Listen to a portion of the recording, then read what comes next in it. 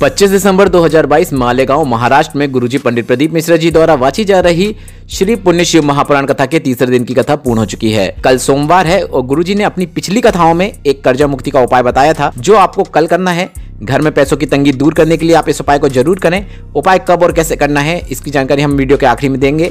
यह उपाय हम आपको वीडियो के अंत में करके भी दिखाएंगे, इसलिए वीडियो को अंत तक देखिएगा ताकि यह उपयोगी जानकारी आपसे न छूटे। उससे पहले आज की कथा में गुरुजी ने 20 उपाय पत्र और उपयोगी जानकारी दी है। सभी की जानकारी आपको इस वीडियो के माध्यम से दे देंगे। अगर आपने आज की कथा नहीं सुनी है तो पूरी कथा का रसतत्व आपको इस छोटे से वीडियो से प्राप्त हो जाएगा। बढ़ते हैं पहली जानकारी की ओर। गुरुजी ने कहा, पाप और पुण्य में एक अंतर होता है।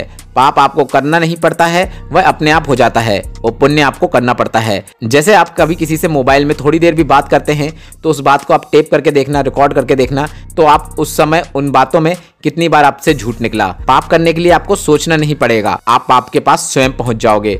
और पुण्य करने के लिए आपको कई बार सोचना पड़ता है कि मैं भजन करूं या ना करूं, मैं कीर्तन करूं या ना करूं, मैं मंत्र जाप करूं या ना करूं, किसी को भोजन में बुलाऊं या ना बुलाऊं। बढ़ते हैं आज की कथा की दूसरी जानकारी की ओर। गुरुजी ने कहा, जैसा आप रोज काम पर जाते हो या फिर कहीं पर भी जाते हो और लौटकर अपने घर ही आते हो, उसी तरह आपको एक नियम बना लेना है। आप पुण्य करो या पाप करो, पर आप रोज भोलेनाथ के मंदिर में जाऊंगा यह नियम बना लो, यह करना चालू कर दो। क्योंकि कोई बच्चा अगर गड्ढे में गिर जाए तो उसके माता पिता उसे निकालकर उसे गले से लगा लेते हैं। उसी तरह अगर आप रोज मंदिर जाना शुरू कर देते हो और अगर आपसे जाने अनजाने में पाप हो जाता है तो महादेव भी आपको माफ करके आपको गले से लगा लेते हैं। बढ़ते हैं आज की कथा की तीसरी जानकारी की ओर। रत्ना जी जलगांव से पत्र लेकर आई जिसमें उन्होंने लिखा, मेरे पति गलत आदतों में लग गए थे, व्यसन मदिरा जैसी गलत आदतों में पड़ गए थे। मैंने जीवन की सभी तकलीफ देख ली। इसके बाद मैंने पशुपतिनाथ व्रत करना शुरू किया, शिवलिंग पर जल चढ़ा के उनको रोज पिलाना शुरू किया। पति को रोज शिवलिंग पर चढ़ा हुआ जल देती। इसके बाद धीरे धीरे वह गलत आदतों से दूर हो गए। आज मैं अपने पति के साथ कथा पंडाल में आभार व्यक्त करने आई हूँ। बढ़ते हैं आज की कथा की चौथी जानकारी की ओर।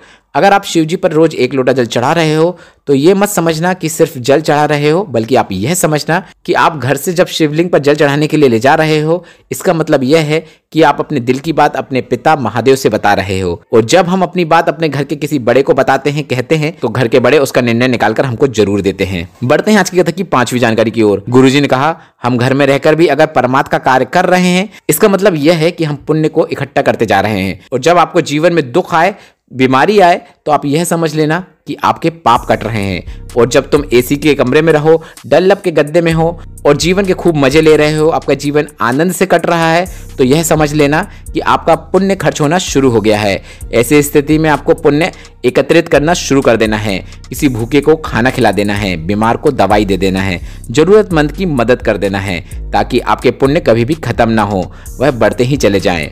बढ़ते हैं आज की कथा की 6वीं जानकारी की ओर। गुरुजी ने कहा, नर्मदा के घाट में बैठने से, गंगा के घाट में बैठने से पुण्य नहीं बढ़ेगा। पुण्य घर छोड़कर कहीं पर जाकर माला जाप करने से, मंत्र जाप करने से नहीं बढ़ेगा। आपका पुण्य तो किसी जरूरतमंद की मदद करके, भूखे को भोजन खिला के, किसी के चेहरे में खुशी लाकर पुण्य बढ़ता है।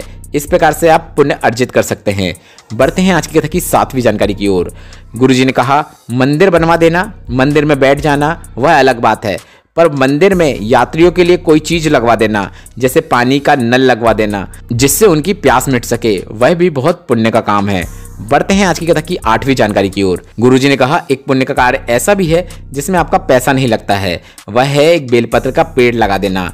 पर बेलपत्र का पेड़ ऐसे मत लगा देना कि छोटा सा पेड़ लगा दिया और उसे बकरी खा गई। अर्थात पौधे को बड़ा कर कर उसके आजू बाजू जाली लगाकर उस पौधे को लगाएं ताकि वह बड़ा हो सके। और जब भी उस बेलपत्र के पेड़ से बेलपत्र तोड़कर शिव मंदिर में कोई चढ़ाएगा और उसे औषधि रूप में प्राप्त करके उस बेलपत्र को खाएगा, तो आपको भी पुण्य की प्राप्ति होगी। बढ़ते हैं आज की कथा की 9वीं जानकारी की ओर। गुरुजी ने कहा, हम ऐसा भी नहीं कह रहे हैं कि गंगा के घाट में या नर्मदा के घाट में बैठकर आपको पुण्य नहीं मिल सकता। ऐसा नहीं है। अगर आप गंगा के घाट में या नर्मदा के घाट में बैठे हो और वहां पर आकर कोई पन्नी डाल रहा है या फिर गलत सामग्री डाल रहा है, तो आप उस व्यक्ति को ऐसा करने से रोको, उसे मना करो और उस कचरे को उठाकर आप साइड में रख दो। इससे भी आपको पुण्य की प्राप्ति होती है। बढ़ते हैं आज की कथा की 10वीं जानकारी की ओर।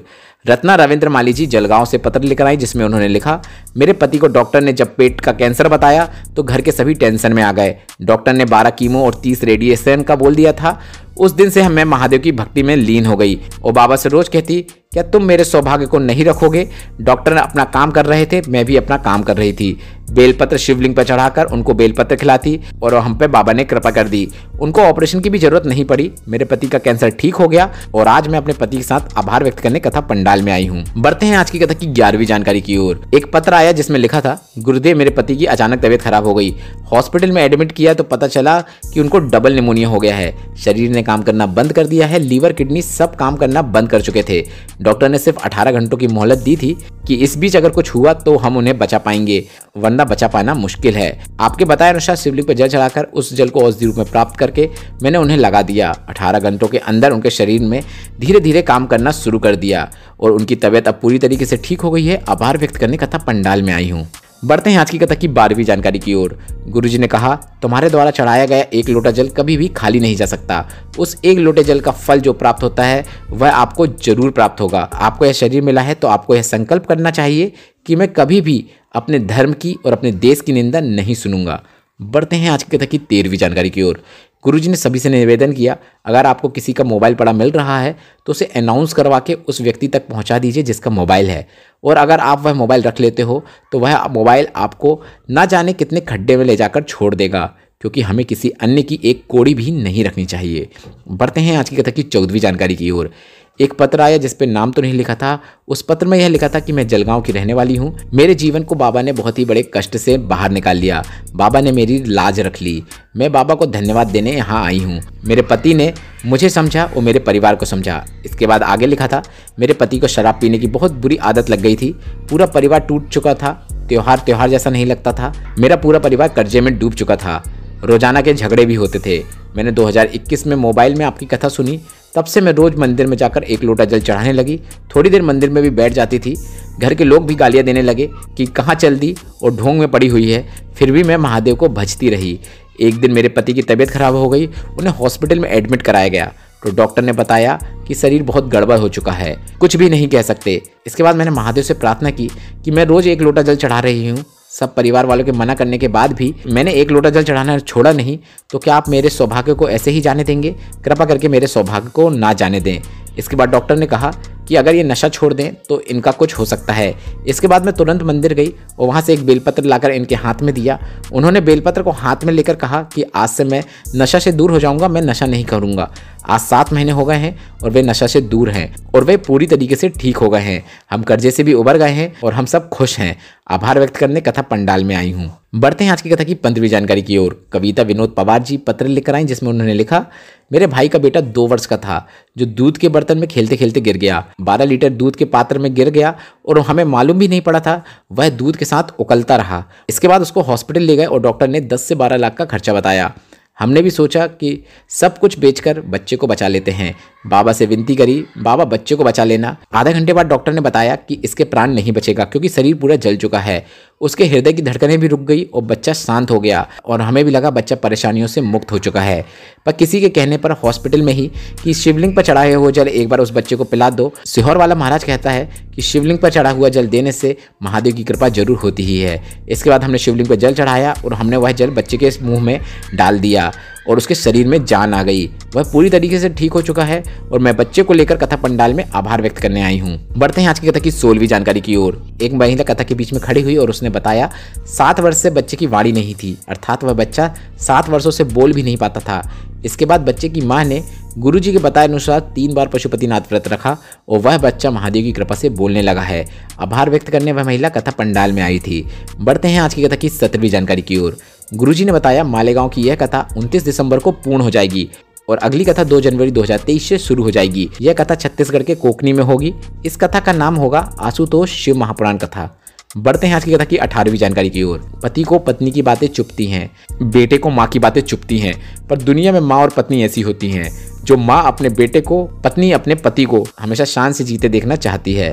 कभी भी किसी के सामने ना झुके ऐसा जीवन जीते देखना चाहती हैं। बढ़ते हैं आज की कथा की 19वीं जानकारी की ओर। कथा पूर्ण होने के बाद गुरुजी ने एक विशेष जानकारी दी। गुरुजी ने बताया टीवी में जो बारकोड दिखाया जाता है जिसको स्कैन कर शिव भक्त पुण्य के कर्मों में अपना दान करते हैं, पर उस बारकोड के साथ छेड़छाड़ हो रही है। कोई व्यक्ति उस बारकोड को बदल रहा है जिसकी वजह से वह पैसा उसके अकाउंट में जा रहा है। गुरुजी ने कहा आप लोग जब बारकोड को स्कैन कर रहे होते हैं तो आप जब पैसा डालते हैं तो आप यह स्क्रीन में देख लें कि किसका नाम है। विठलेश्वर सेवा समिति का नाम आने पर ही पैसा भेजें और अगर किसी अन्य व्यक्ति का नाम आता है तो पैसा ना भेजें। इसके बाद गुरुजी ने कहा, हमने विठलेश्वर सेवा समिति से और आस्था चैनल वालों से इस बात की कंप्लेंट करने को कहा है ताकि इस प्रकार की गतिविधियां ना हों। बढ़ते हैं आज की कथा की 20वीं और अंतिम जानकारी की ओर, जो कि एक काफ़ी अच्छा उपाय है। यह उपाय गुरुजी ने पिछली कथा में बताया था, जो हम आपको आज की वीडियो में बता रहे हैं, क्योंकि कल सोमवार है। आपको सोमवार के दिन सुबह के समय एक कलश में जल भर लेना है और उस कलश के अंदर आपको एक लौंग डाल देना है और यह जल पूरा वटकेश्वर महादेव का नाम लेते हुए वट वृक्ष के नीचे, बरगद के पेड़ के नीचे अर्पित कर देना है। यह उपाय आपको सोमवार के दिन करना ही है। बड़े से बड़ा कर्जा क्यों ना हो गया हो, वह कर्जा चुक जाता है, पैसों की तंगी दूर हो जाती है।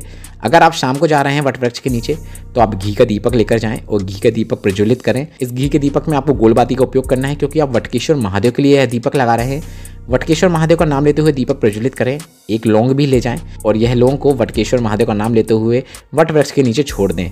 बस इतना ही करना है। यह उपाय आप सुबह या शाम कभी भी कर सकते हैं और यह गुरुजी का बताया बिल्कुल नया कर्जा मुक्ति उपाय है। आज की कथा आपको कैसी लगी कमेंट करके जरूर बताइएगा। मेरे द्वारा दी गई यह जानकारी आपको उपयोगी लगी हो तो वीडियो को लाइक करके कमेंट बॉक्स में हर हर